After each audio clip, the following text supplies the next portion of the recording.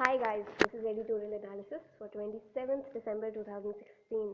The first one is of course from the Hindu newspaper. It says that in this year November, the Union Ministry of Home Affairs has rejected a license renewal under the Foreign Contribution Regulation Act 2010, FCRA 2010, for 25 non-governmental organizations, 25 NGOs. That means these NGOs, they cannot receive funds from foreign donors. The ministry has argued that the activities of these NGOs were detrimental to public interest. Uh, However, the NGOs have, the civil society organizations have criticized this move as an abuse of legal procedures. The National Human Rights Commission that has also said that the move is neither legal nor objective. So we'll do this article in 5 points. The first point that we have to notice that is that in year 2015 the Ministry of Home Affairs, even in 2015 they had cancelled the FCRA licenses for about 10,000 organizations. So this has been done earlier. The second point to note is that FCRA was enacted in 1976 by Indira Gandhi, and it prohibits electoral candidates, political parties, judges, members of parliament, and even cartoonists. So these are the guys that have been prohibited from accepting foreign funding, and it was done to prevent domestic turbulence at foreign hands and also curb political dissent. You know how Indira Gandhi was; she could do anything. The third point to notice here is that, however, by the time we reached 1991, government, businesses, political parties, since then they have freely accepted foreign funding, even though political parties were expressly prohibited from doing so under FCRA 1976. In fact, both BJP and Congress were pulled up by the Delhi High Court for accepting foreign contributions in the 2014 elections. However, when NDA government, the NDA government that is in power, it did not take any action on this issue, neither against BJP nor against Congress. Instead, in this year's finance bill, the relevant section of FCRA has been amended instead, and what they have done is that it has been amended with retrospective effect, and now that amendment allows all political parties to receive foreign funding as long as it's channeled through an Indian subsidiary. So retrospective effect means that even if they took it in past, it's legal now. The fourth point here to notice here is that Manmohan Singh, what he did in his government, he replaced the original version of FCRA 1976 with a more draconian version in 2010, and in three ways. Firstly, earlier under 1976 Act, the license was permanent. Under the 2010 law, he made the licenses valid only for 5 years. So after every 5 years, one had to seek renewal.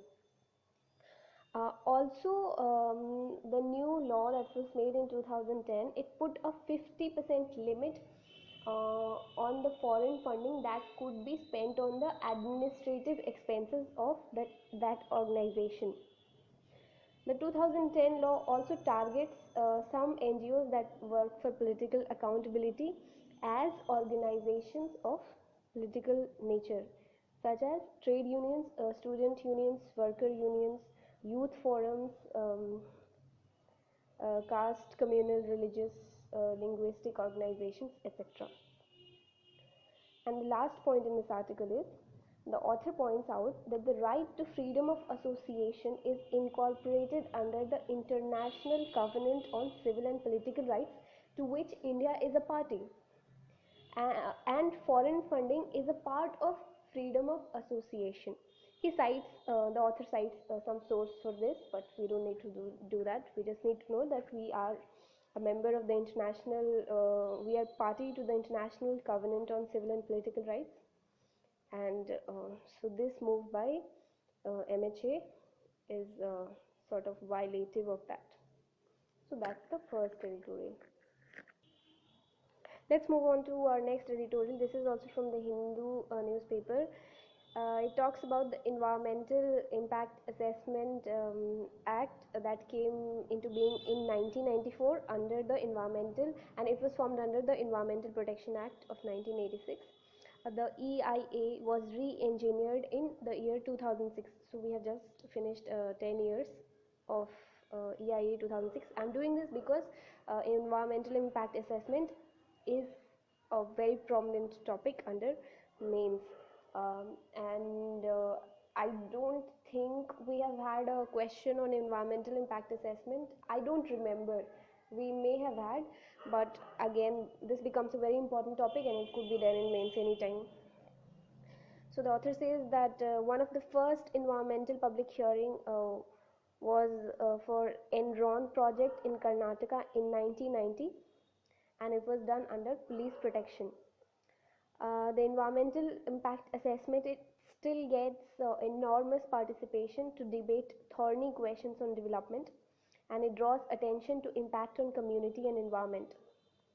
So the author says that this is a very useful tool that we have at our disposal, but it has a couple of problems that after the hearing is over, the developers hardly pay any attention to conditionalities they have to follow regarding air quality, shortage of fresh water, degradation of productive farms and fishing areas, etc.